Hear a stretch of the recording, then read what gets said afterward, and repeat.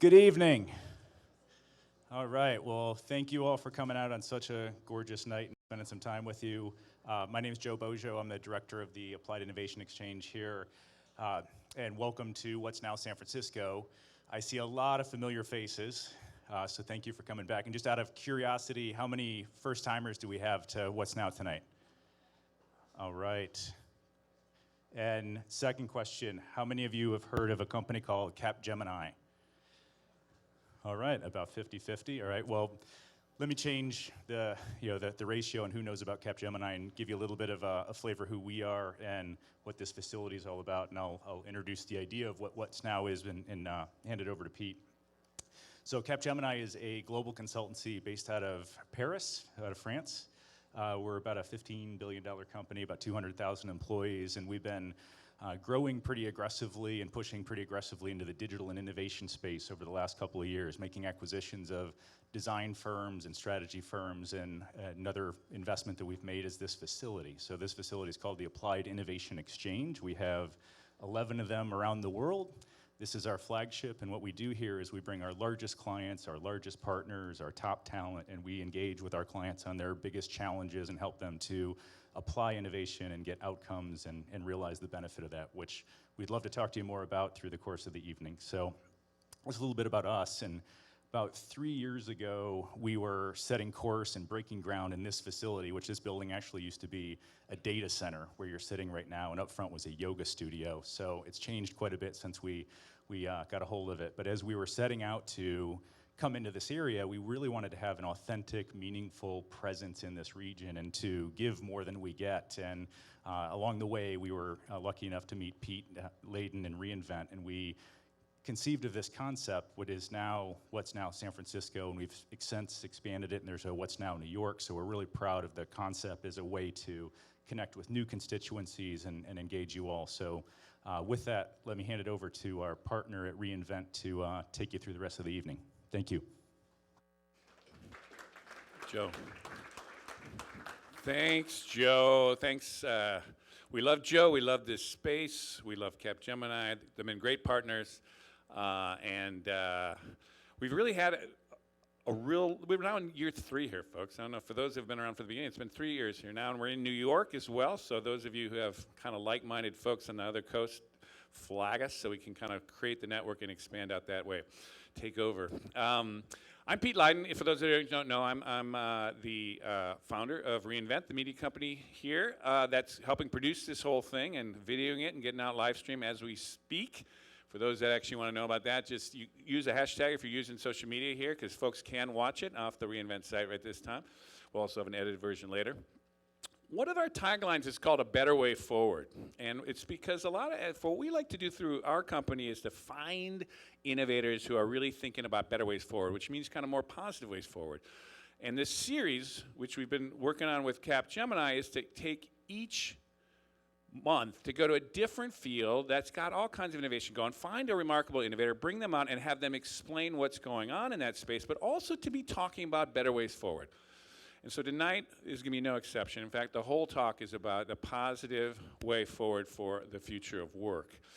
Now, the other side about this series that's been so useful is over the course of the series, we cross-connect all these networks from different fields. And so the conversation isn't just with the person up here, it's actually with the person in the crowd, the people who are gathered here. So, for example, last month we did a space one, for those of you who are there. And we actually asked, okay, how many people in this room are rocket scientists? And about a third of the hands went up. And we said, well, how many are astronauts? And 2 hands went up. So that was not too bad for like a kind of 125 folks here. But the idea is it's a dialogue. And so we're going to have the second half of this conversation to be with you folks, which is a big part of what's going on here. Now, as we've gone systematically through these different fields, there's been a field that we haven't touched on was the sharing economy, or in fact, even the kind of gig economy. And it's kind of curious because actually we've been doing a lot of work in that space through reInvent. We have a whole Future of Sharing project, which we do with Airbnb for the last 2 years. And then we've done a big one with Intuit on the future of work last year. And through it all, though, I've been kind of keeping an eye on a guy called Marco Zappacosta. He is a guy who's been really wrapping his head on this. And I've been thinking, if there's one person I'd like to have moved into this space here for what's now to kind of distill and talk about this space, it'd be Marco. Now, Marco is the co-founder and CEO of Thumbtack. And what Thumbtack does is essentially it's a platform that connects people, professionals, some people are very white-collar professions as well as kind of blue-collar professions, plumbers and that, photographers and media people, to people that need this work done. And it's a crazy platform that is booming, and it's actually really spreading all over the place. There's a ton of it going on here in the Bay Area. Now, so some people would say, okay, they would categorize them as the gig economy.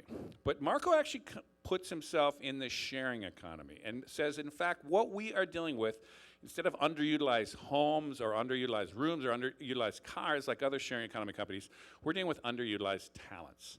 And so we've got now Marco to talk about the sharing economy and the future of work. Now, the other thing about Marco, which is amazing, is he is a totally positive vision guy. And he has basically been saying the biggest problem in the future of work right now is that we've got all these dystopian visions.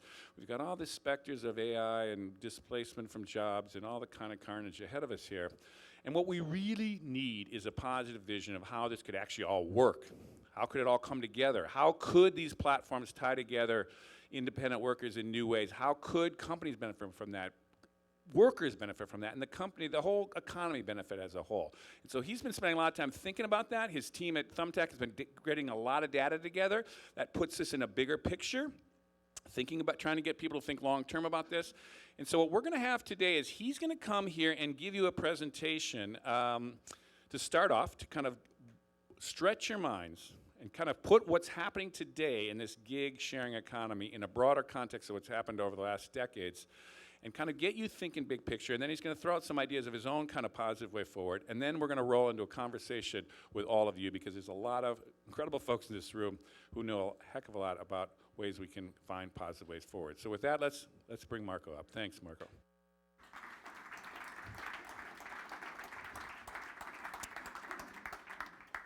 Thanks, Pete, and thanks to the Capgemini folks for having us. So this is an issue that I'm very passionate about. I think it's incredibly important, and I think it's only going to become more important. And as Pete alluded to, one of my frustrations with this debate is we keep talking about the future of work as what it's not. You know, it's going to be automated by robots or automation or software.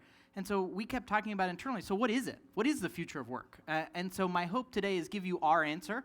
We think it's a very credible answer, but most of all, we want to start a dialogue about creating that sort of specific vision about what the future of work can be, because only with that can then we align on what are the challenges with that?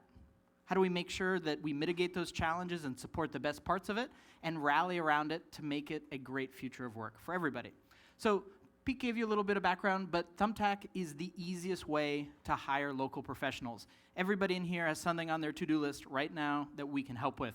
So we cover 1,000 different categories. You can download the app, and within minutes, we can connect you with pros who are qualified, interested, and available to do the jobs that you need done. So check it out.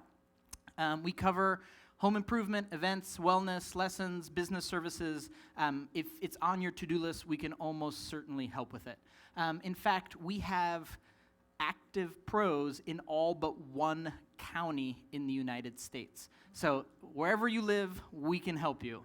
And just for context, here in the Bay Area, in the last year, 360,000 customers have used us to find pros, and we have more than 25,000 active pros here in the Bay Area. So for 70% of these folks, this is how they make their living. This is their full-time employment. And because we have so many of these pros, hundreds of thousands on the platform, we have learned a lot from them. And through that, we're hoping to tell their story about what the future of work could be. So before getting into that, though, let's talk about the good news in today's economy. There is some good news. First off, we have economic growth. This sort of shaded graph in the middle, that fall, that's the Great Recession. That's the second biggest economic contraction this country has ever had. And now, 10 odd years later, we're well past that. That's a huge and positive thing. The other thing is, we are in the midst of the single longest continuous period of job growth this country has ever seen. That is great news. Even better is that the employment to population ratio, something that you guys have probably heard a lot about, is actually back to its pre-recession levels. It's not as high as it was in the sort of late 90s and early 2000s, but when you adjust for demographics, people are coming back into the workforce. So this is sort of spreading opportunity. And you see it also in hourly wages. So for a long time, you can see it from the 80s to the 2000s, there was very, very little growth in median wages in this country. Over the last sort of 8, 9, 10 years, we've seen real growth. And that's something we should be particularly excited about because there was a lot of talk about an economy that no longer had wage growth for the median employee. In fact, this is for non-supervisory employees, sort of wage earners. So this is good news. But I have some bad news for you too. First off, the United States at this point is now more unequal than it has been since the Roaring 20s. Think about that. In the history of our country, we have almost reached the peak of inequality right now. You can see that in this chart, this set of charts. So on the left, you have the sort of 35 years between the post-war and 1980. And what you see is that across these income quintiles, growth was spread pretty evenly. Even the bottom 20% over that 35-year period saw their wages grow a ton, over 100%. That's broad-based economic growth. But over the last 35 years, you see a very different story. The bottom 25% have seen their wages go down, and the vast majority of wage increase has gone to the top 1%. This is what's driving the increase in inequality. This is not good. Secondly, we have a problem in that we have less new business formation than we would expect. So if you look back over the last just about 50 years and look at the trend line of new business formation, since the Great Recession, we are operating way under. There's about 180,000 fewer businesses in this country than there should be. Those are jobs that aren't created. Those are businesses and communities that aren't happening.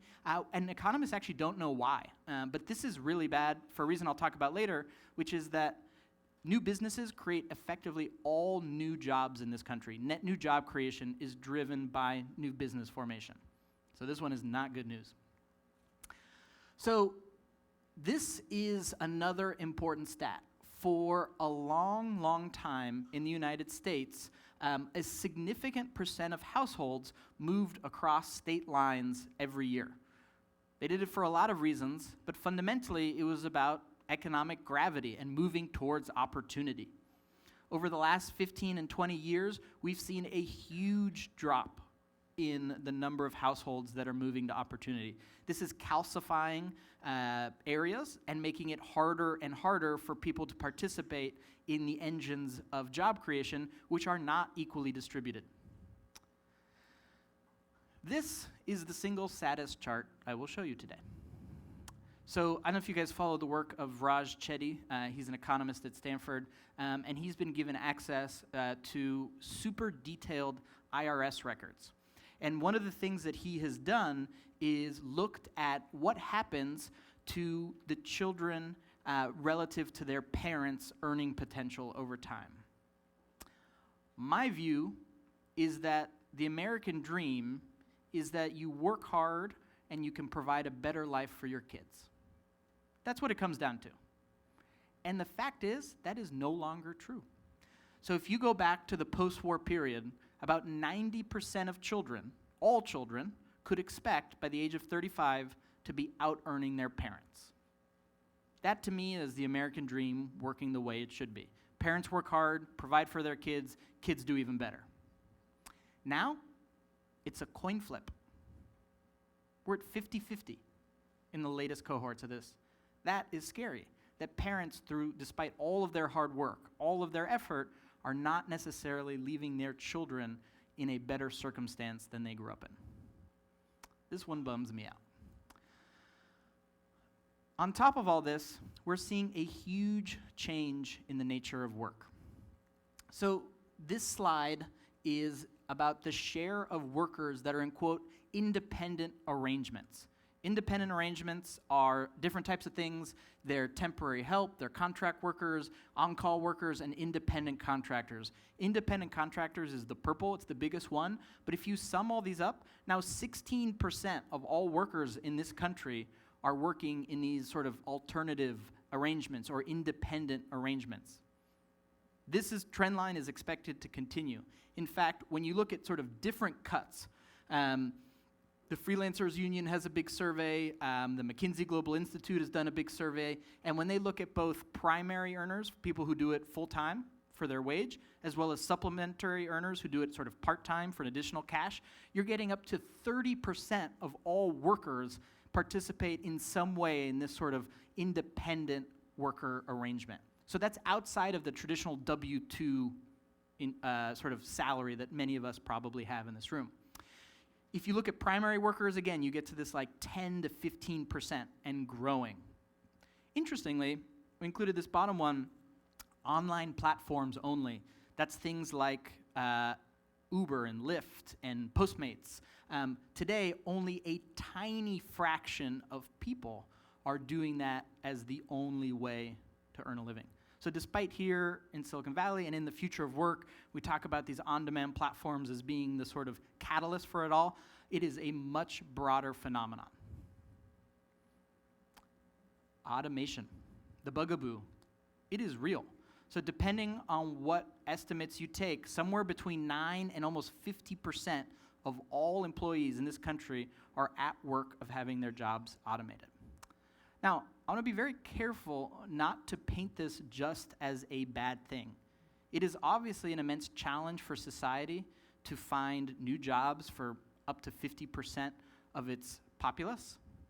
That said, automating the work that a human would otherwise have to do is how all development has happened. We don't look back and begrudge the washing machine or the telephone circuit switch as putting people out of work. We think of it as an innovation that saved labor and made us richer and more prosperous. That's the same thing that's happening here. The challenge is the speed and breadth that it's happening. So on one hand, and as consumers, it'll be great, but as workers, it's an enormous risk. So before we give you our answer to what we think the future of work is, which I know you're very excited to hear, there are a few things that we're sure it is not. And this is just to sort of remove these from the debate.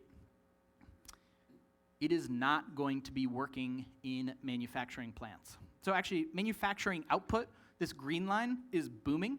And the US at this point is producing more than twice as much manufacturing output than it was just 25 and 30 years ago, but it's doing it with vastly fewer workers. There's more robots, fewer humans, cheaper goods. It's a good story unless you happen to work in a town that only has one plant. Then it is a very bad and hard story. But no one is arguing that these jobs are coming back in enough numbers to change the nature of the future of work. Secondly, unions, despite their immense power to help with collective bargaining and advocating for labor, are declining as a share of the workforce. And especially when you look forward and you look at where work is projected to grow, unions are even less penetrated in those industries. So despite in the past we could look to unions as a way to advocate for labor and to fight for their rights, that is unlikely to be the case in the future. Also, on-demand platforms. This is from their own stats. A very, very small fraction of on-demand workers today do it as their full-time employment.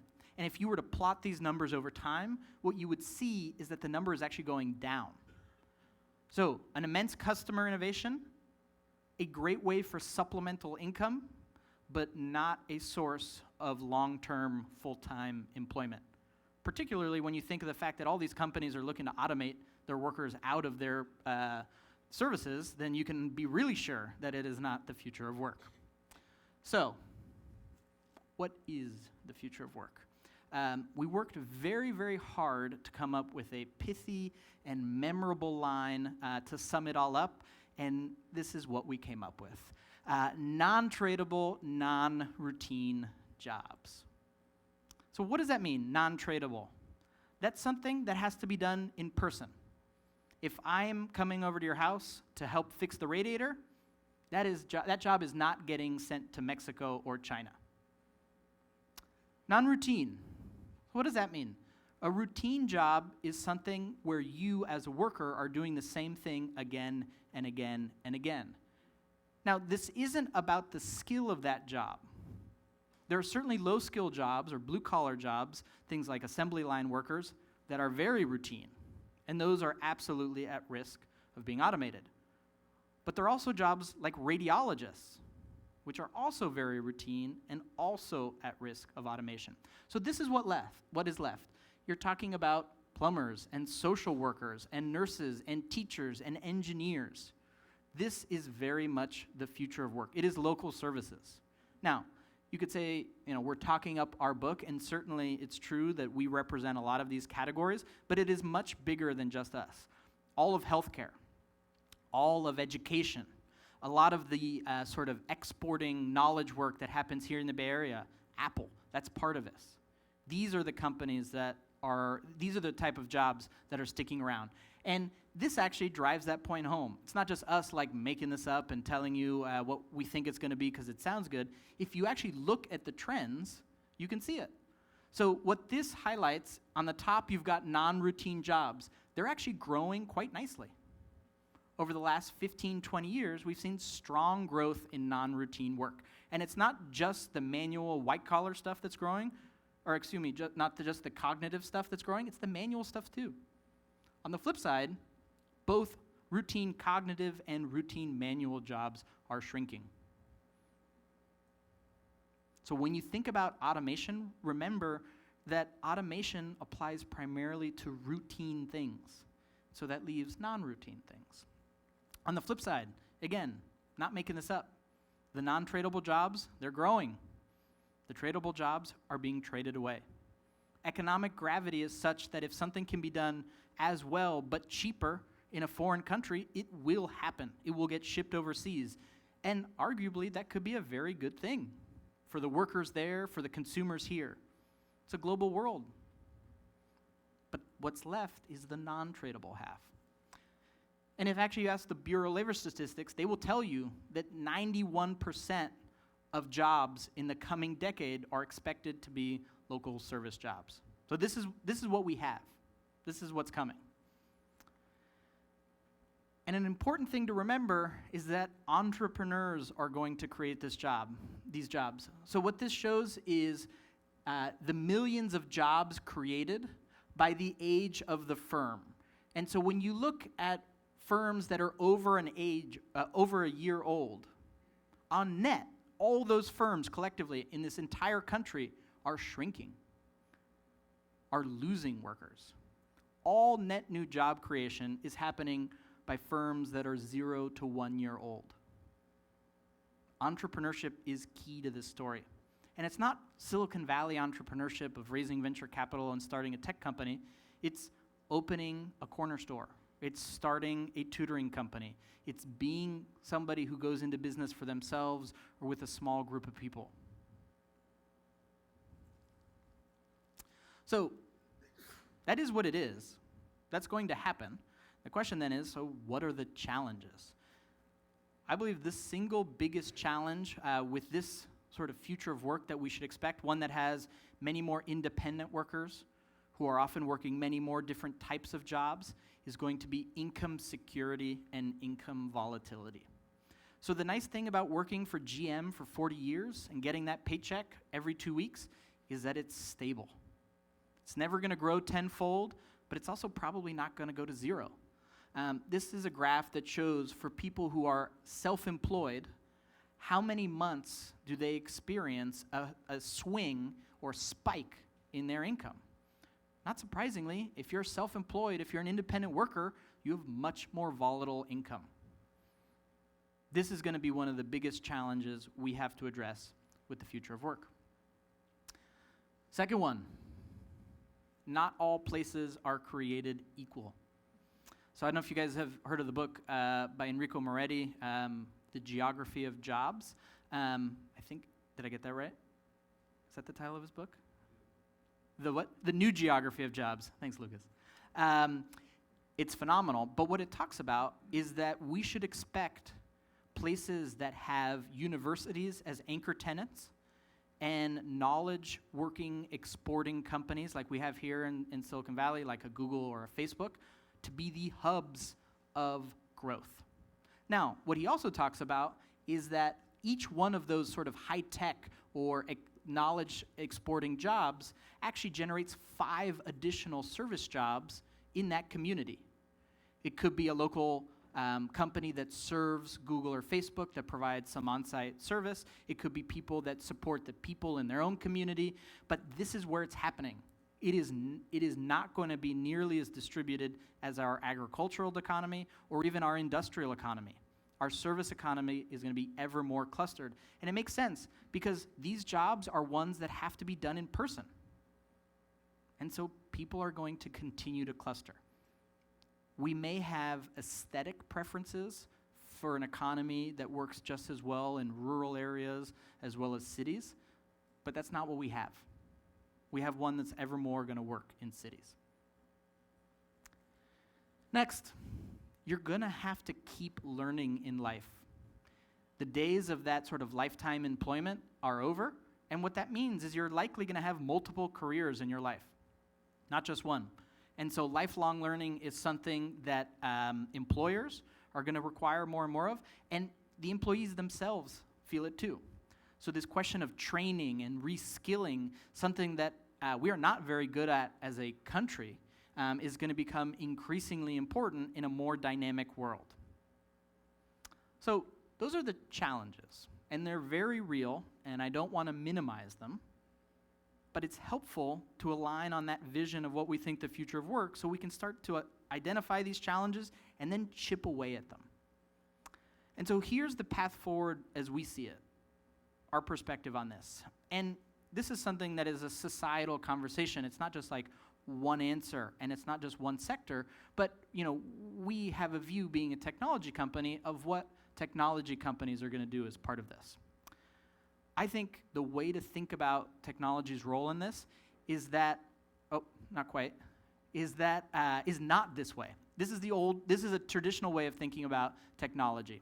So typically, people think about, all right, you create a technology, that technology replaces labor, and therefore you get prices to go down, which is really good because as consumers we benefit, but at the cost of displacing labor.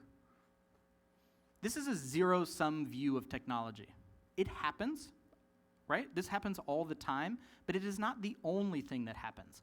You also get this dynamic, where technology can expand networks, can expand access, can create markets, and through that can also increase competition, which is great. We as consumers have access to a dramatically more diverse set of goods and services because of that competition, and it actually also creates more entrepreneurship. One of the things that I hope you take away from is that the typical frame of technology in these conversations around the future of work is technology as a substitute for labor. And that's true. It does that. But technology is also a complement to labor and can enable it in new ways and can enable it to be better in ways that without technology would never be possible. And what does that mean? To me, that means we are replacing the firm, the company, with software. In a world where we atomize the world of work, we're not clustered in these giant corporations, but we're independent actors who are coming and going from various arrangements, different careers, different jobs. How friction-free that process is critical to how many people can participate in it. And I think what you're seeing happening across a wide range of companies is that we're replacing the firm with software. I think that's what Thumbtack does today. We help with customer acquisition. If you talk to a small business, you'll hear their number one complaint is finding new customers. And unfortunately, the modern world of online marketing is very, very complicated. And being a great plumber or caterer or tutor is a completely orthogonal skill to being a great online marketer.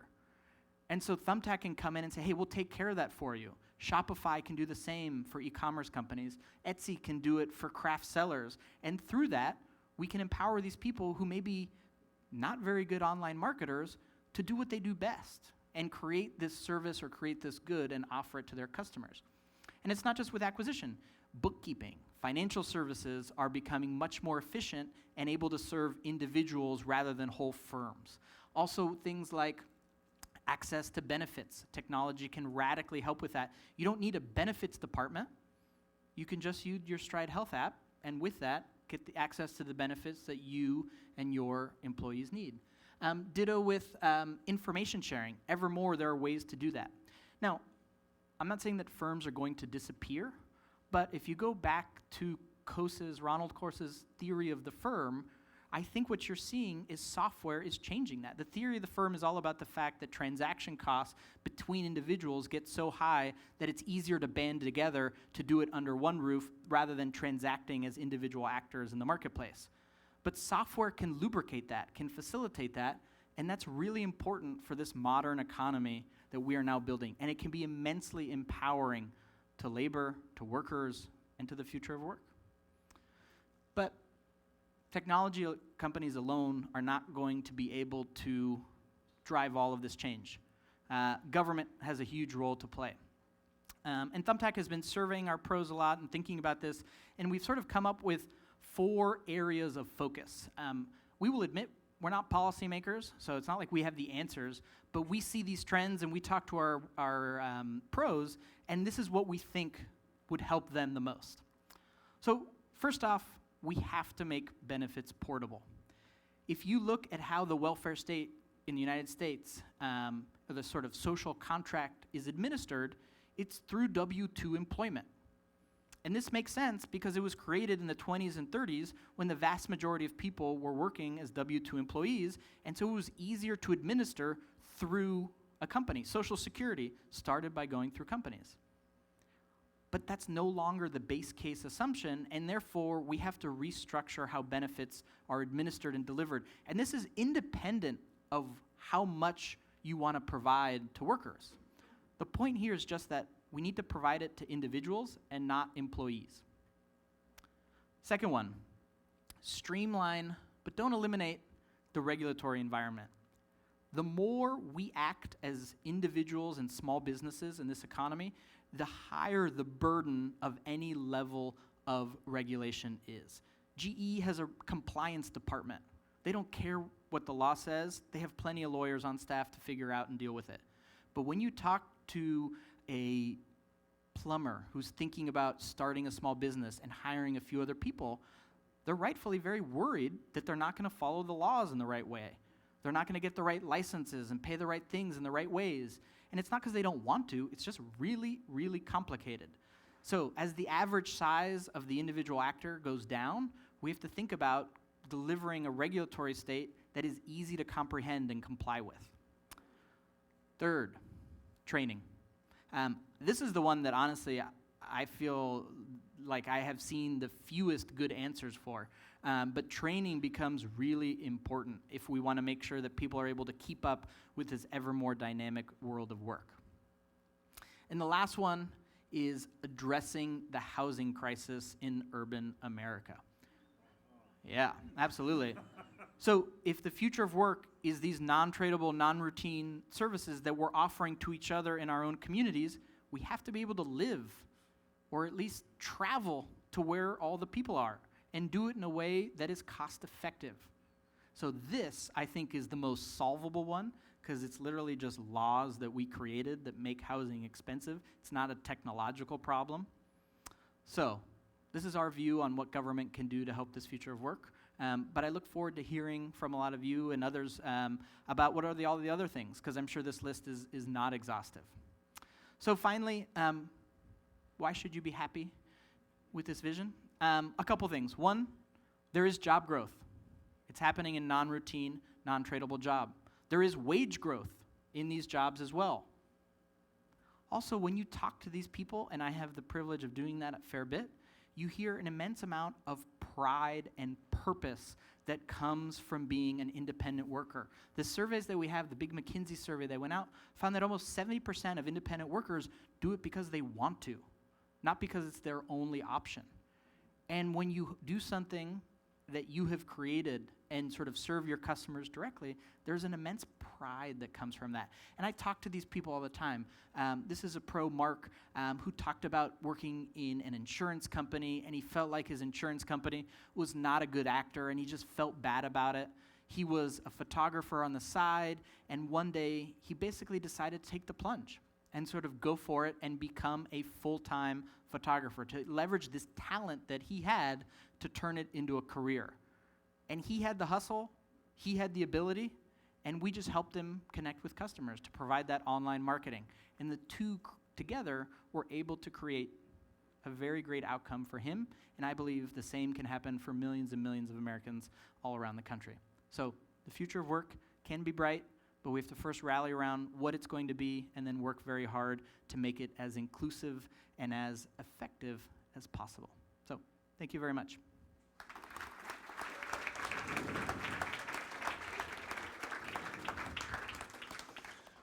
Wow. What a job. Come on, no, we're going to come out here. It's like, have you ever seen some, I mean, it's such a beautiful pulling together of data,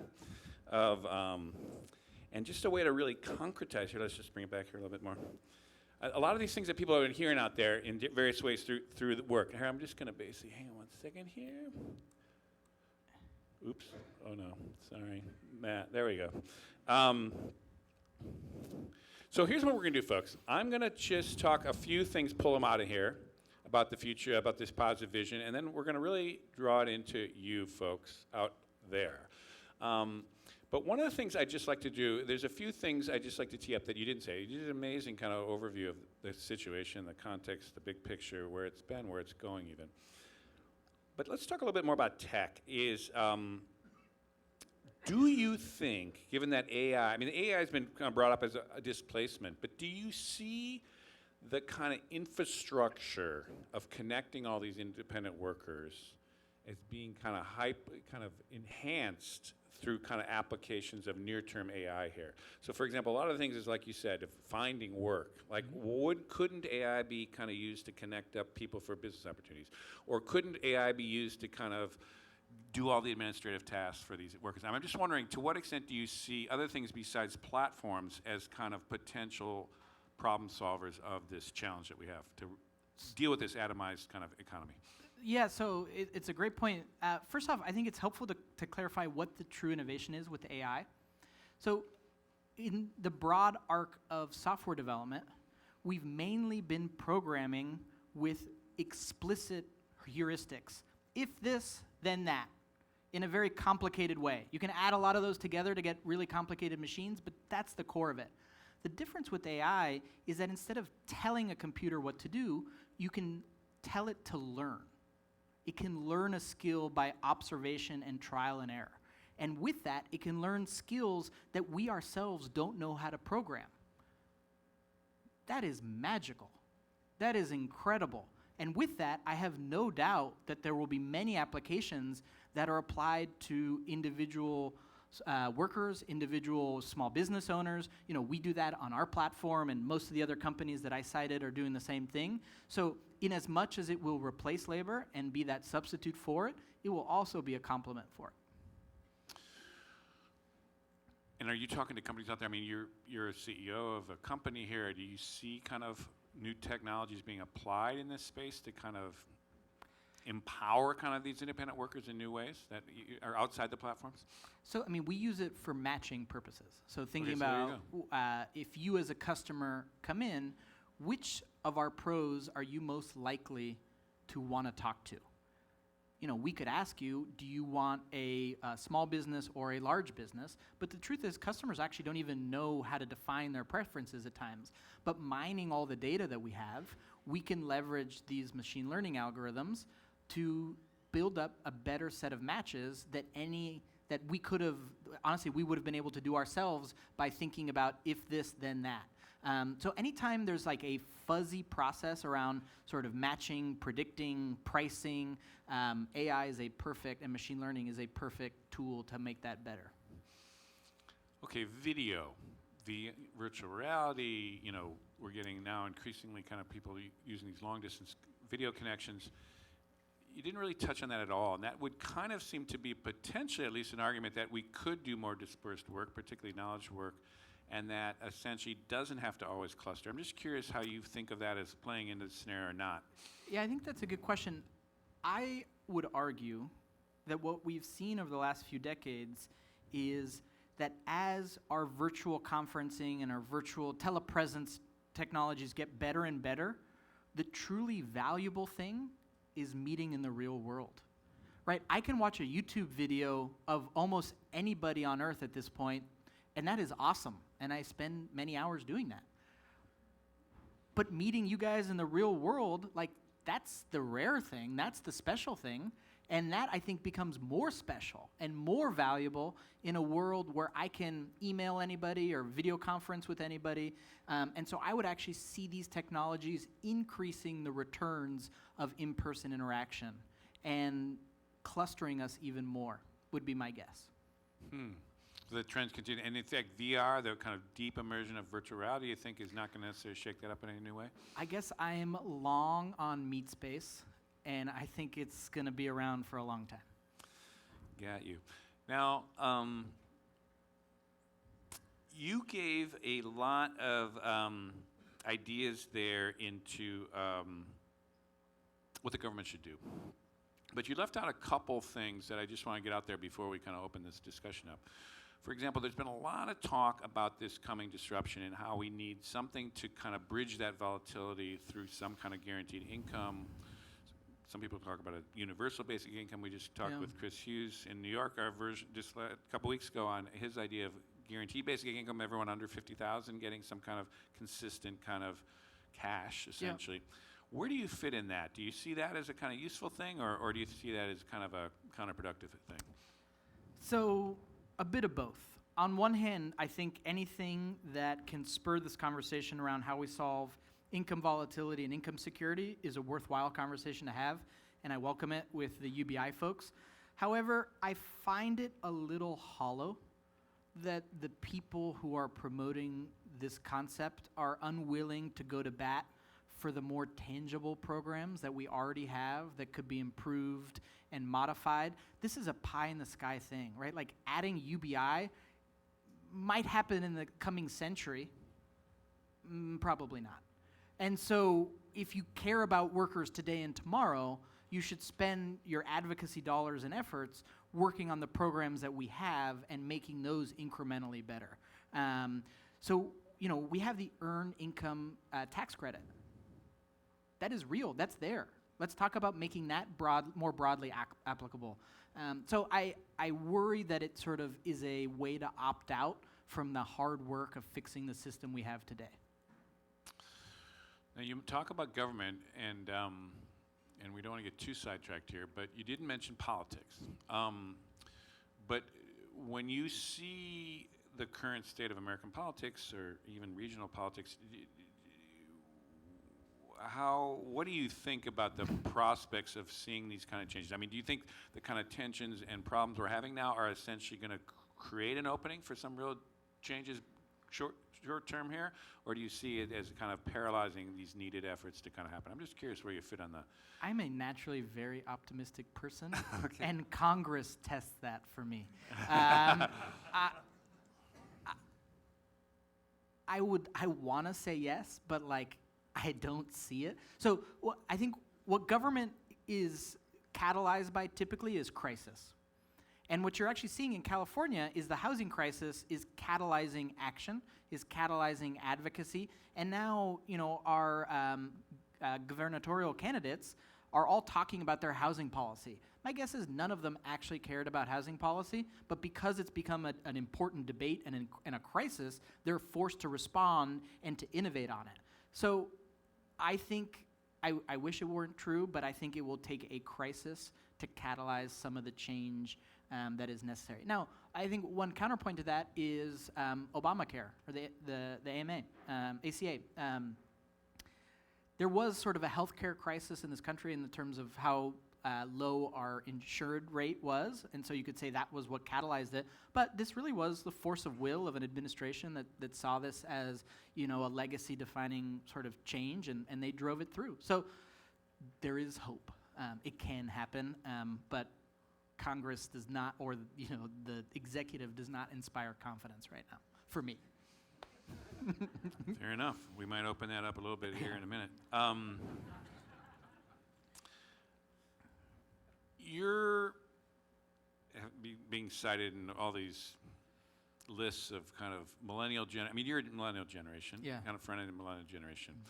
And given that kind of thing that you just showed about the coming down of the American dream kind of cratering, it's Yep. the beginning of essentially the millennial generation's years, Yep. which has yet to see how they'll play out. Yep. But do you feel in the course of other tech folks, yourself, leading companies, in companies, do you feel there's like a generational energy to really fundamentally rework this in a new way? I mean, do you think it's essentially going to be the legacy of your generation maybe to start to really blast through in new ways in this space? I think people are going to have to get a whole lot more mad first. I mean, if you just look at the voting rates, it's shocking how few people my generation vote. And it's probably because they don't believe it's a way to enact change. I mean, they're smart, thoughtful people, like all generations. Young people don't vote much. So I don't know. I think with housing policy, again, is an example where people are pissed. They say, look, when the generation before us or two generations before us moved to the Bay Area or moved to California, The boomers. they could afford a home with about sort of 3 years of salary. And so you save, you put a down payment out, you take a mortgage, you buy your plot of land, you have a home, you live the American dream. Now it's 11 times annual earnings. And so you have people, like I grew up here, and a lot of my friends are wondering whether they can raise families here. And that, I think, pisses people off and makes them sad and makes them start to ask for change. So we'll see if that's the impetus for that. Why is it so essential? You alluded to it, but let's just be articulate about why you think it's so important to get a positive vision forward. I mean, do you think it's debilitating to not see it? Do you think it's just, I actually share this idea that that's the missing piece right now. There's no hope in this conversation, and that gets people down. And also, unfortunately, fear-mongering is like a very powerful narrative. You know, be scared. Things are bad and getting worse. I think it's easy. It's like a cheap and easy message to put out there. But unfortunately, it doesn't tell you, so what?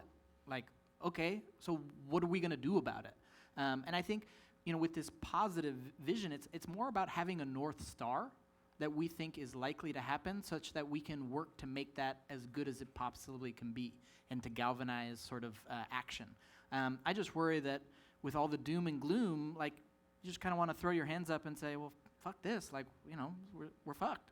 And that's not very helpful. Agreed. But the final thing on that, though, is why do you think it's so hard to rough out a positive way forward? Because why isn't it out there? Why aren't there all kinds of folks doing this? Why isn't there like a concrete way forward, not only for kind of the tech community, for a political environment, whatever it is? It feels like it's kind of, is it just difficult to envision that? It's hard to kind of conceptualize it? It's, what do you think? We're talking about the future. So the truth is nobody actually knows. We have a point of view and we think it's sort of thoughtful and educated, but we're talking about something, the future of work, the future of capitalism, the social contract in the United States. Like, these are big, immense things that no one person is going to get right, or no one institution. And so I think there is I don't know why. I think we're in a position where we hear about it so much from our pros and we feel like we're in the center of this conversation, and so we just saw this void and wanted to step into it. My guess is as this becomes a louder and louder conversation, which I think is inevitable because these changes are not slowing down, they're speeding up, you'll see more and more people sort of put out their visions. But, I would say in this country, nobody, like our political leadership, our political establishment, is not rallying people around a vision of the future and a vision for the economy and capitalism and, free enterprise that can be inclusive and productive for everybody. And that's a problem. I wish somebody would. Seems worthwhile. Completely agree. Important. So final question, just thinking about it here a little bit, in the future. So you talked about the percentage of independent workers. You were implying that you see that growing Yep. immensely. Yep. Do you think in 5, 20, or whatever, let's say 10, 15, 20 years, do you think 75% of the economy will be kind of organized around more independent folks? Do you see just how extensive is this atomized economy of independent workers on the one hand, kind of integrated with some kind of AI, next generation technologies that are essentially empowering them? How much of this is going to be the future, and how much is it going to be a portion of a future that will look pretty much the same, So, in your opinion? in my opinion, there are going to be these sort of giant tentpole institutions, let's call them. They're not even companies, like Google. And they're effectively natural monopolies. And it's good and bad, it's just what they are, that will get bigger and continue to get bigger, and that'll be true across the landscape of the economy. But outside of those, I think what you will see is ever more people participating in more ad hoc sort of arrangements. You already see it. Like, so Hollywood is basically already like this. Hollywood is a bunch of people who come together for a project, a movie, a TV show, band together, make it happen, and then melt away. And then they band together again over here. And sure, there are places like talent agencies that employ some people here and there, but by and large, as an industry, it's all gig work. Journalism has a lot of this already. I think software development and the sort of open source community is this in a sort of incredibly distributed way. So you already have examples outside of sort of tech or sort of new agey things that operate this way. And my guess is it's going to continue to happen. One, because the technological trends are that way. But two, I think there's also a pull. You know, if you talk to a 22-year-old and you say, how about this? I'm going to give you lifetime employment at General Motors, and you never have to worry about income security ever again. I bet a lot of people would turn you down. And they'd be like, I do not want to work at General Motors for 50 years. I would blow my brains out. That'd be so boring. But like, and so it's not just like the world is going that way. I think people want that diversity. They want that change. They like are hungry for different experiences. So it's partly also the world we want. And therefore, I think that trend is going to continue to accelerate. We meaning your generation, or? Yeah.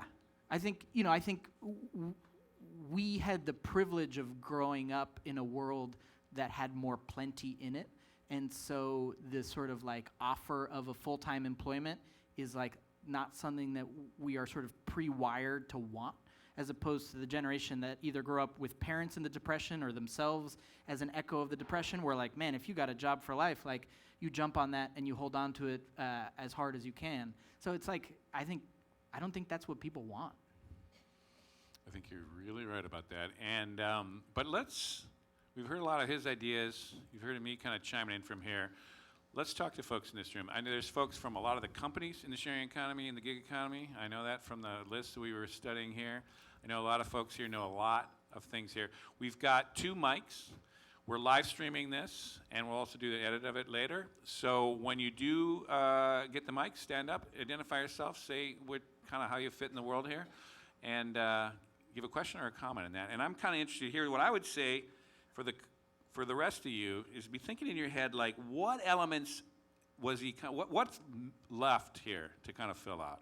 What are things that you'd kind of push back on if someone would say, you know, I'm not sure that's true, and just kind of how would you kind of help fill out this positive vision of the future work? So anyhow, hands of folks that have some things that they want to say. There's a woman in the back there, and let's start off there. And we've got, just as you go, just throw your hands up at different times so I can kind of keep a little bit of a sense of what's going on here. Okay, go ahead. Sure. Hi, I'm Kathy Crumpy. I'm the COO of a... Could you stand up, by the way? I have a lot of stuff in my lap. Oh, sorry, but it still would be helpful. Hold on. Stuff management. Can we outsource that? So I'm the COO of a consulting firm. We've been in business for 30 years. I've essentially been managing people in the gig economy for 20 years of that. So this is not a new concept to many of us. But I want to push back on the future because I'm also very optimistic about the future of work. I see so much happening in the with the B Corp movement, for example. So we're also B Corp, and I think that the movement that you've seen with other CEOs speaking that we have a responsibility of corporations to give back, and I think that's really positive. And I've seen that in the B Corp movement. I've seen what's done for our culture and our talent, and I'd love to hear what you think about that B Corp movement and social movement. Yeah, so I think there's a huge opportunity for institutional innovation. And I think the B Corp movement is exactly that, which is saying, hey, we want to be an institutional structure that is not simply profit maximizing. We want to be double or triple bottom line. And we want to be known for that. We want people to hire us for that. And we want investors who support us for that. I think that's awesome. I think we should have more innovation like this. The other one that I've seen talked about lately, which I'm excited about, is the long-term stock exchange. So basically there's this idea where stock voting power comes as your tenure as a stockholder grows.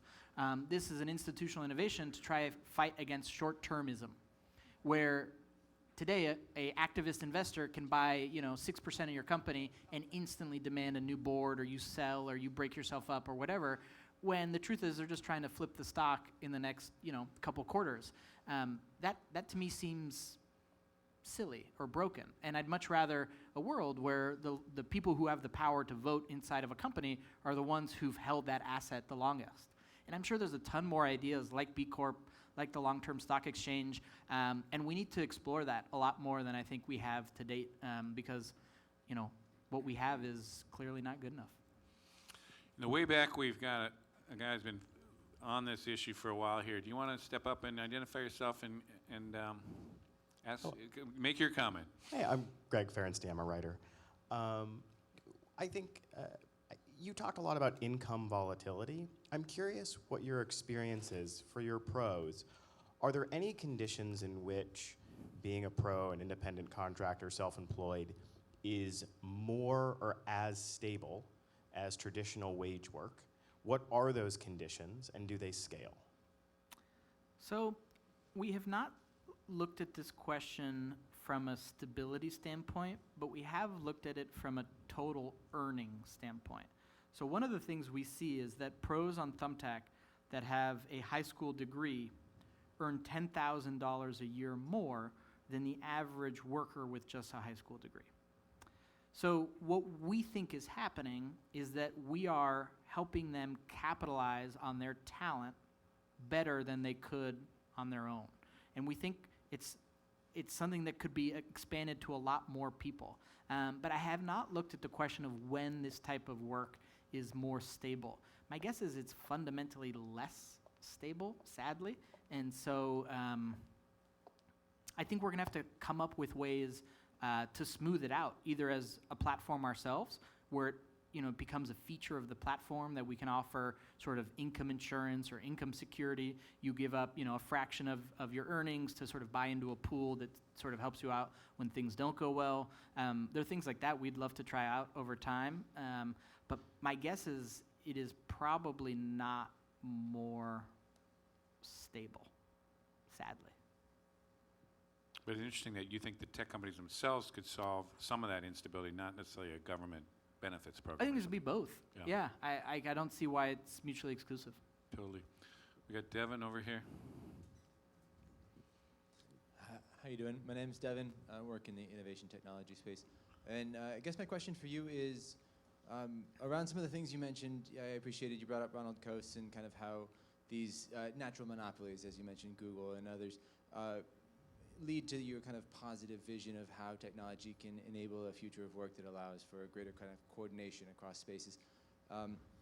My question is regarding worker co-ops, and particularly maybe whether you've ever considered making Thumbtack a cooperative model, because otherwise you still have these kind of rent extraction models where the platform dominates and is able to kind of manipulate or extract rent from its employees, workers, however you want to think of them. Yeah, I think it's a super interesting question. So the core of it is network effect businesses accrue immense power to the owner of the network, despite the fact that the individual participant is the one that's sort of creating that value. I actually think cryptocurrencies offer a way to get around this, where you're actually, in participating in the market, you are an equity holder of the network itself effectively. And so as the network appreciates in value, you capture some of that upside. That is not something we are currently developing, but I think as a thought experiment, it's very powerful. I think as public companies, there's ways to offer sort of share buying programs to the platform participants. That's something I think we're much more likely to explore, as we get ready to do that and into the future. But it's true, like it's unfair, fundamentally, and so there are ways around it, but we have to decide as a society to sort of create them. And they can be technological, like cryptocurrencies and things like that, or it can be government fiat and through taxation or regulation or antitrust. I don't know which one's right and which one's wrong, but there are a lot of ways to attack that problem. By the way, can I see hands of people who want to, we got one here, but I just want to also understand who else. Anybody on this side over too? Okay, that's all good. Let's go here. Hi, John Arnsmeyer, Small Business Majority. So have you tracked how many of your pros actually begin to grow and hire people? And a related question is, how do you see businesses with, say, 5, 10, 20 employees, we're still pretty small in our economy, but not exactly the way you've described pros, how do you see them fitting into all of this? Yeah, so great question. So on Thumbtack, about 50% of our pros are solo entrepreneurs, so it's just them, and about 50% are small businesses with somewhere between 2 and 20 employees. So we work with a lot of these people. Think your moving company, your HVAC company, all these folks tend to be sort of bigger groups. What we see is that there are two sort of types of pros on the platform. There's what we call the strivers, who want to build the biggest business they can. And maybe it's a house cleaning company, but they want to build the biggest damn house cleaning company they've ever seen. And that's just who they are. They're empire builders, they're strivers, and growth is what they want to do. But then we also have a group of maintainers. And what they want to do is earn $3,500 a month as fast as they can, and then play golf with their buddies as much as they can. We're open to both. And we think that both is totally valid. If you love playing golf with your buddies, like, awesome. Let's help make you do that as much as you can. So we help companies grow, and so we see it happening a lot, and we hear these stories all the time. The house cleaning example actually comes from this house cleaning company here in the Bay Area, No Spot. And it was one dude who was at Molly Maids. And one time, this Joaquin, this founder, was basically like, wait. Molly Maids is charging me out at $30 an hour. They pay me $15 an hour. But all they're doing is sort of routing me to these customers. Like, I can do that myself. And he started his own company. And at this point, last time I talked to him, he had 30-odd sort of cleaning crews working for him. Since he'd built his own Molly Maids to some degree. And he just saw the opportunity for growth. And it was his hustle and his ambition and our customers that made that happen. So I don't think there's sort of one answer to that question, because I think small businesses get started for very different reasons. And so we've got to be able to work for both. Are we going to go back here? And Hi, I'm Scott. I work in fintech for a large financial institution, which doesn't really have much to do with my question. But I have spent about half of my life working for myself, and for now I'm with a big company, so I really relate to what both sides. What I'm really interested in, though, is this balance of workers across industries, and how it tends to. We like to hope that it tends to self-balance, but it often doesn't, and particularly as we evolve, right, as everything changes, and we all of a sudden have a lot of workers in one industry and not enough in another. Mm-hmm. And when I look at your list of recommendations, I see kind of a common thread, and you see the first one was the social safety net, and one of the challenge there jumps out at me is healthcare, right? I mean, I look at the second one, regulatory. Well, healthcare, and I look at the third one, it's training. Healthcare. It's there's a lot of it kind of diminishes a little bit, but even the housing crisis. I mean, one of the reasons as we get older of why we want to live in expensive cities is because that's where the good healthcare is, right? We don't want to we can't really afford to live in New Mexico because we're not going to be close to the healthcare needs that we need. So my question is really, what is the role of healthcare that you see going forward as we go in the future of work, and what is there? How are we going to deal with it? Is it going to be is the balance right? there? Yeah. You know? So I tend to respect customers' preferences. So I think the fact that we spend whatever it is now, 17% of GDP on healthcare expenditure is actually not because we have a broken healthcare system, though I'm sure, I know that in many ways we do. It's much more because healthcare is one of the most valuable things in your life. And we are rich enough where we can now spend that kind of money on it. I saw this chart recently where instead of plotting healthcare expenditure by GDP, it looked at disposable income. And basically there was a very tight relationship between how much disposable income there was per capita in a given country and how much they spent on healthcare. And when you look at it that way, the United States is not an outlier at all. We're just a lot richer than just about everybody. And so as really rich people, we've decided that our health is the most valuable thing to us. And my reaction to that is, makes sense. Like, staying alive seems awesome, and I would like to stay alive and stay healthy. So I think there's a question of how you administer it, how you sort of pay for it. Like, there are all sorts of questions there. But the fact that we spend a lot on it, it's just a reflection of how rich we are and how much we value our lives. I think the mental exercise that you could say is, if I was offered the spread between what I pay today in healthcare and what a median worker paid in 1970, but could only then access 1970s healthcare, would I take that trade? My guess is none of you would do it. Which tells me you actually are getting what you want. Which doesn't mean it can't be better, but I don't know. I look at customers as being the best people to decide what they want to spend money on. So there's plenty that we can make better there. I'm not trying to sort of make small of that, but being healthy is awesome. I must say, just the one thing about the healthcare, the idea is a little bit saddening in that, it seemed like we were moving into a 21st century kind of portable benefits thing, and then it's kind of been unwound a little bit recently. So there is a kind of a sense of like, oh my God, do we really have to go back and figure that one out again? But Thankfully, the core of it is still there. yeah, no, that's true. It is still I get it. portable. And look, there are things that can and should be made better about the ACA, and hopefully will be. But the portability, thankfully, is not something that we seem like we're going to lose. Agreed. We got someone way back there. Is that right? Hi, my name is Kelvin. I just live in San Francisco. Cool. Me too. Yeah.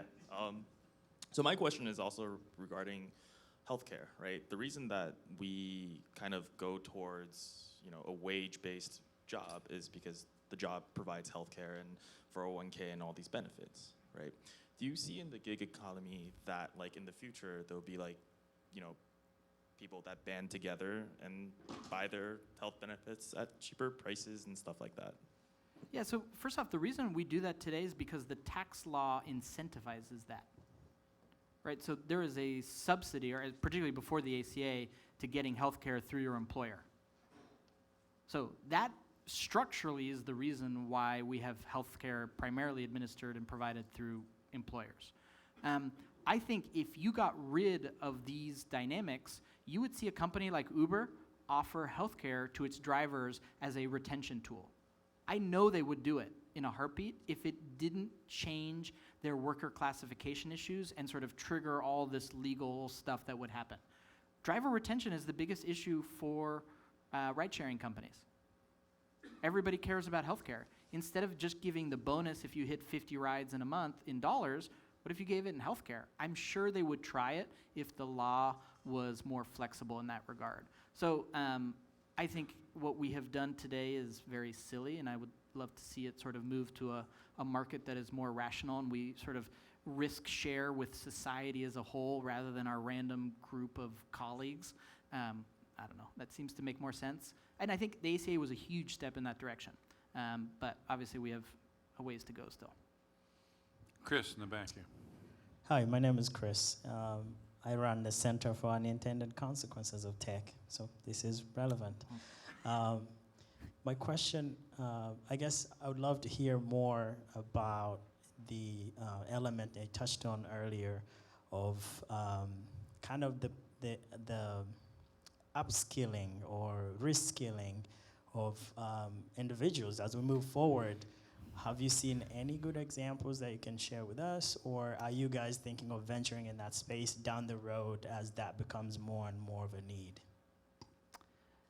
Yeah, so, I was actually thinking about these unintended consequences a little bit. I was talking to a pro here in the audience who's a DJ, and called me and sort of thumbtack out for the fact that we are enabling many other pros to come in and charge a lower rate. And the reaction to that, on one hand, is like, it's not the platform, it is the technological trends that are happening. So the access to digital photography tools, to digital DJ equipment has exploded the number of people who are interested in providing that service. What has happened? The wage has come way down. And so there's this challenge of like the skills that sort of are in demand today are also a reflection of the tools that are sort of being used by those industries. The flip side is the home trades. If you actually want great employment today, and certainly in California, but really all around the country, like being a welder, an HVAC specialist, a plumber, like those are services that are immensely in demand. And so I think what we can do as a platform is help reveal where there is an imbalance. And showcase, hey, you know what? There's a lot of DJs. There are a lot of people who want to be DJs because it's cool and fun. That's going to lower the price. And so if you want to make a career out of this, you're going to have to think real hard about that. On the flip side is, hey, if you want to pick up a new trade, you should know that the world is in need of more HVAC specialists. So we've talked about sort of publishing sort of this economic opportunity map, and that's something that we'd love to use our data to do. But it's tricky. Like the skills is not a static thing. It has to do a lot with the tools and how in demand it is. And I think the one thing we can be sure of is that there's going to be more dynamism. Things are going to spike faster and fall faster, and so we have to build a society that is sort of resilient to that change, because I think that is the only thing we can be sure of. Don't you think, because we've been doing a lot of work on the future work, again, through Reinvent and other projects. Do you think we have to think about people with higher skills, independent workers, and commodity skills differently? Because it seems to me that anyone with skills under demand, this world actually plays to your favor. And in fact, weirdly, if you're a company that needs those kind of people, you're actually disadvantaged with this increasing atomized economy because you got to keep attracting them. Whereas if you're commodity work, which is really kind of undifferentiated, there's not a lot you got to kind of leverage yourself into a decent wages. I don't know. Do you think of it that way as two different kinds of skill sets? I think you're right to call that out, but I really believe in the talent of almost everybody. Like everybody has something that they are talented at that the world around them is interested in paying them for. And it's like a utopian dream, and I know it's not true to 100%, but I've met so many of these professionals. I've talked to so many people who've reinvented themselves, who've discovered that passion, that desire, that talent, and what they need is a way to find their counterparty, to find the market for themselves. Because I think if you're offering a commodity service, like that's routine. That's what automation is coming for. It has to be non-routine. It has to be a sort of custom, unique thing. So we've got someone here who's been thinking a lot of his career and thinking about the future. So Lawrence, do you want to? He wants to ask a question. So this is good since we're talking about the future of work. What is your question? And thank you. It's an extraordinarily interesting and encouraging future. Thank you.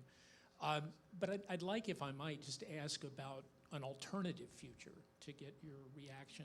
You noted that new business formations off. And in fact, exits are up. I mean, the economy is consolidating. Yep.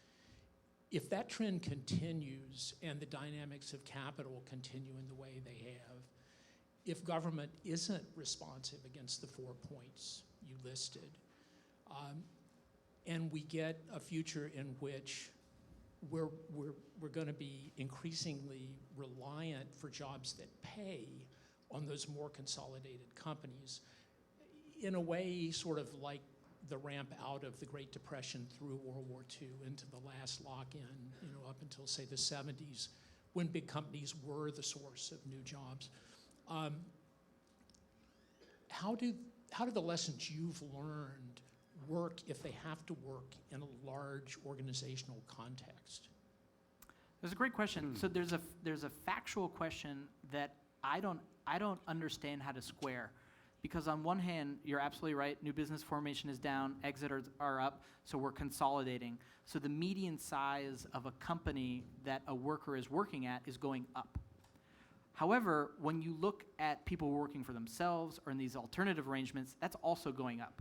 So there's this weird problem around the definition of a firm and a company, and so I don't know exactly how those trends net out. But I will grant you the hypothetical because it's a very interesting one. That to me is a dystopian outcome. That's what I worry a lot about, where these sort of titans of industries, these natural monopolies, extract the rents and we are sort of beholden to their whims. Now, my guess is that's when people sort of pull up the proverbial pitchforks and come after them. And I think if that's truly what would happen, I think you would see antitrust and sort of these efforts become much more sort of active in sort of pulling that down. But I don't know. I don't know. It's not something I think about. Maybe because I don't want it to be true. But also, I would say the biggest companies on the planet right now are literally all technology companies. By market cap, yeah. By market cap, that weren't there literally 15 years ago, or certainly weren't at the commanding heights of the global economy. And again, these are people that you probably have access to. I kind of have some relationship to. It's like, my feeling is that they don't want to have that kind of future. They don't want to be the kind of They don't run their business as if that were true, though. Well, that's interesting. I don't know. It's but they're in a system, yeah, that they're actually playing in. But don't you think if it came to that you could imagine the tech industry, let's just put it broadly, as actually going with some shift that would actually get away from that dystopian future? Or maybe not. I mean, look, the hopeful vision, I think, in that scenario is that these companies have created such insane technological prowess that we actually are rich enough where a lot of people don't have to work and maybe are able to divine their purpose in life from things that are not sort of work. And that's sort of a future that I think it's hard to imagine because we've never had that possibility. But there is a vision for the power of technology, AI and robotics and all this stuff, where it truly is able to replace so much, where there's a lot more leisure time. If the trend of, the average work week goes down, keeps going, then it sort of ends at zero. How many are for that? That'll be good. Let's see. In the back here. Oops. Can we get the mic? Is it on? John Littman. I write for SmartUp, and people talk about ecosystems. So they talk about the San Francisco ecosystem, London, Paris. But you have this knowledge of all these little ecosystems, of these towns and counties where people are starting to develop this new network. And what do you see happening, and what would you advise to mayors and officials in these small places to create this new atmosphere for these tiny little ecosystems to grow and thrive? So my answer would depend on whether they had a university in their town or not. I think universities are the anchor tenants of the new geography of jobs. And without that, it's hard to attract the knowledge workers that are the sort of first order enablers of growth and development and wealth that then sort of creates a rich and vibrant sort of economy around it. And without that, I struggle to see real hope. And I think there's going to be this question of is every locale worthy of saving? I think we're going to have to wrestle with that. My guess is that will come at huge expense. And so we will have to decide, is that what we want to subsidize? People living in a way that maybe they've lived for a long time, or that they would prefer to live in, but is economically disadvantaged. You know, we had all these railway towns melt away after the railway sort of economy disappeared. Is the same thing going to happen again? I think that is probably more likely than not. Well, you just because I've seen you in another context talking to a bunch of mayors from all over the country, came here to kind of understand Silicon Valley, and I happened to be in this meeting, and they were from a lot of these smaller cities. Do you actually, but there was a kind of sense of hope that there's some kind of transference that could happen. But so even if you don't have what advice would you give, let's say, even if they don't have a university or something? Mayors aren't elected to shut down their own city. So like, I did not, your best shot. I did not offer that. I did not go there with them. Honestly, look, we're not going back to an agrarian economy. We're not going back to an industrial economy. We are fully a service economy, and the commanding heights of that are driven by knowledge workers that are educated at universities, and I don't see that changing.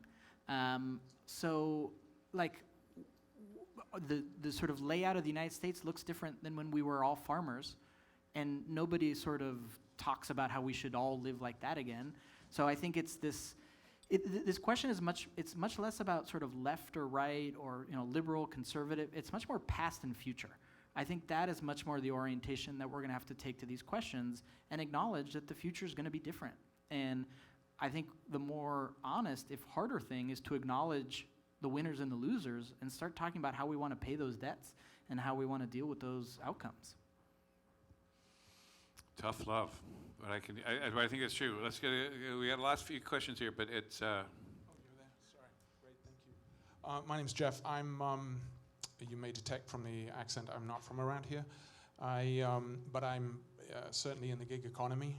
I've lived in San Francisco 7 years, and just to put it to context, I have a Hong Kong residency. I have a British passport. I'm on my way to getting an Ethiopian passport.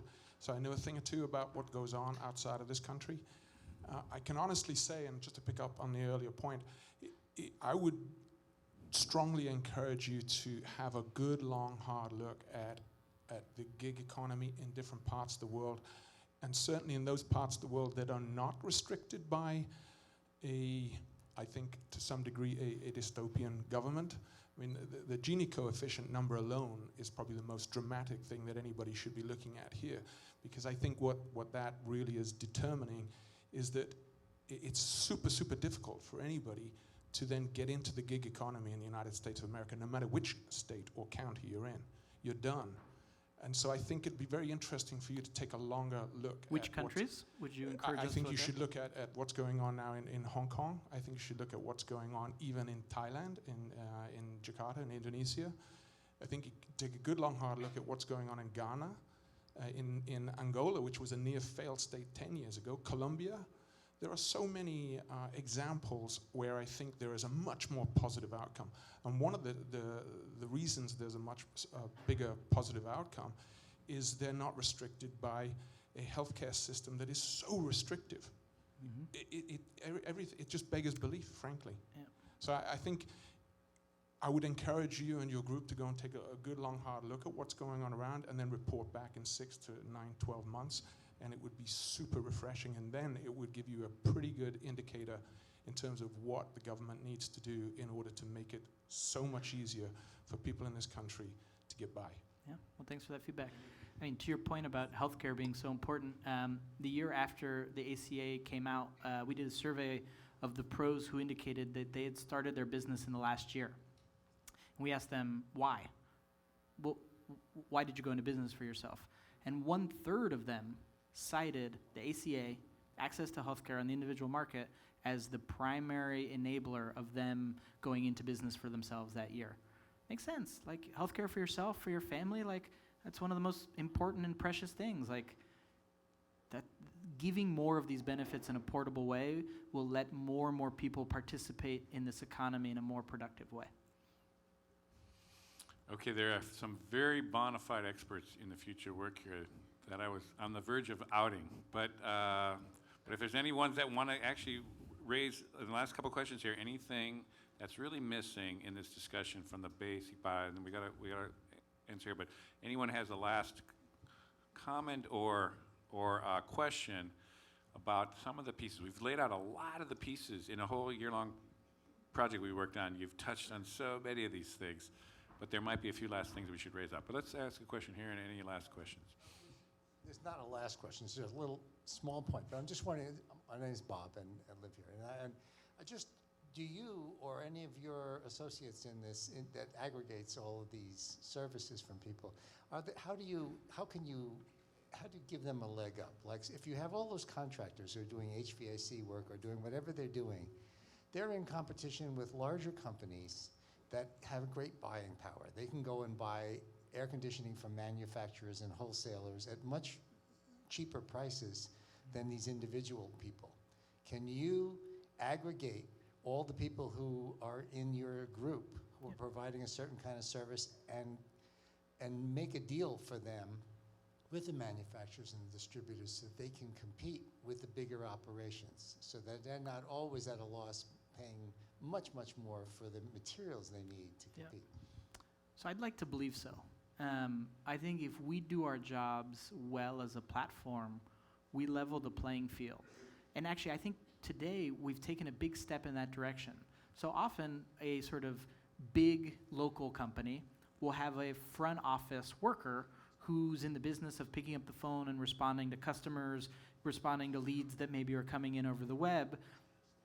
That is something that not every company can afford. In many ways, we've replaced that front office worker with software. We're helping these folks send quotes, respond to customers in a much more automated and efficient way, and that is a step in the direction of leveling the playing field. And I'd like to believe that we can continue to take these steps. Group buying is something that we've talked about and looked at, and there's no question that there's sort of inequities there between sort of a large buyer who can pool their purchases versus a very small one. Access to insurance products is another one, access to capital.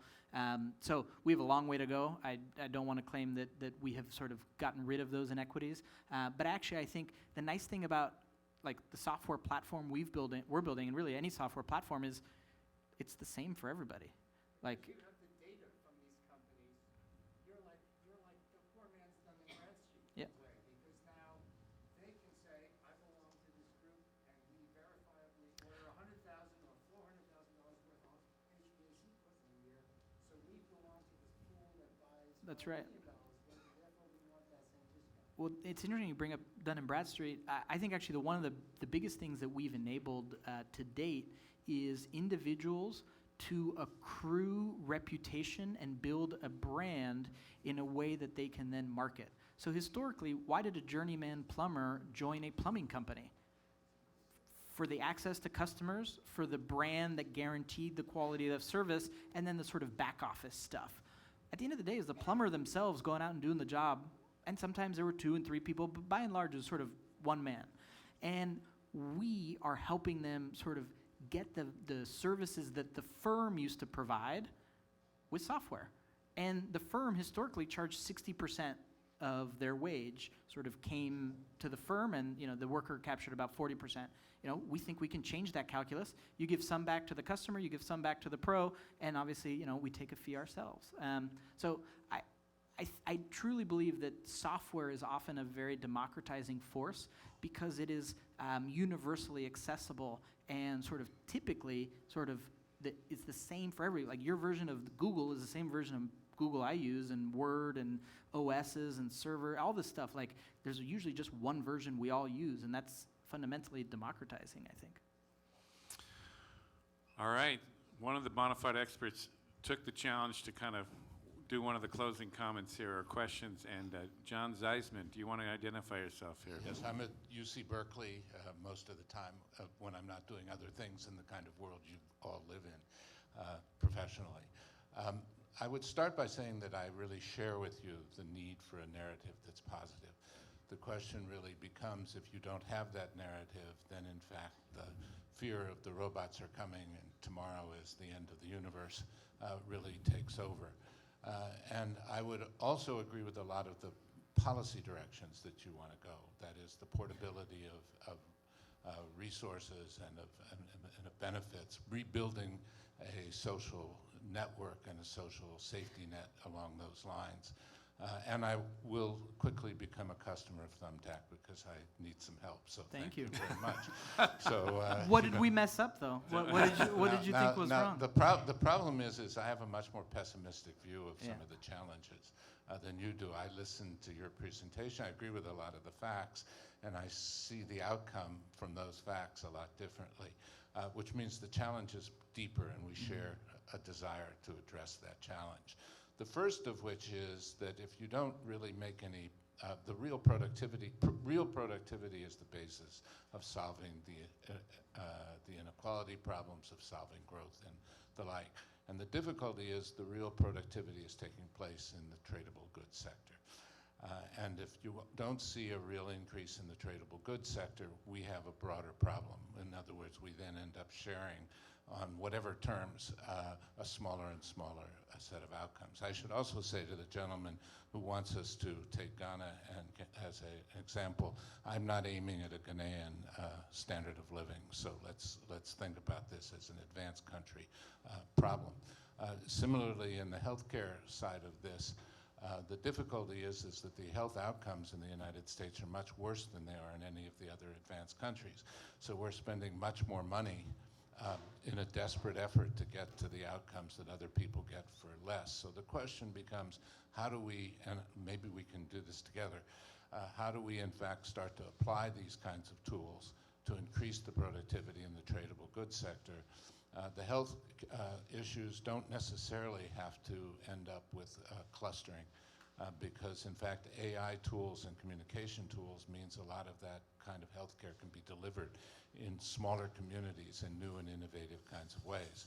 So maybe together we can sort of take our shared goal, which is to create a narrative that allows us to build a productive society, to augment the capacities of workers, and try and address the hard parts, what I think are the really hard parts of this, which are how to create tradable goods and increase productivity and address the inequality problem, which you clearly share as a goal.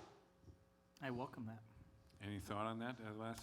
Well, the productivity thing is a great point. It's interesting that we, on one hand, are freaking out about AI and robots, and at the same time are freaking out about low productivity growth. In many ways, like, one of those two has to be wrong. My hope is that automation and AI and these technologies are as impactful as people hope them to be, because that's our only hope in increasing the labor productivity in this country, which is at lows. We are not in a good place, and that's how we create a fundamentally more prosperous society that has the resources to undertake these sort of programs. So I think productivity is absolutely at the center of it, particularly as you call out in these service sectors, right? Healthcare and education. You look at these graphs of the inflation of various things. Like TVs is rock bottom, right? You can buy an insanely big TV for like no money now that 5-10 years ago cost a lot more. Healthcare, education, college is all going the opposite direction. It's getting more and more expensive over time for the same unit of service being delivered, and that's a big problem. So we're going to end the conversation on the positive future of work with a little bit of a sobering kind of comment, but let's give a big hand to Marco for a fantastic conversation. Thanks very much. And folks, it's not over yet. There's more food, and all of you to chat, and let's have a good conversation. Continue.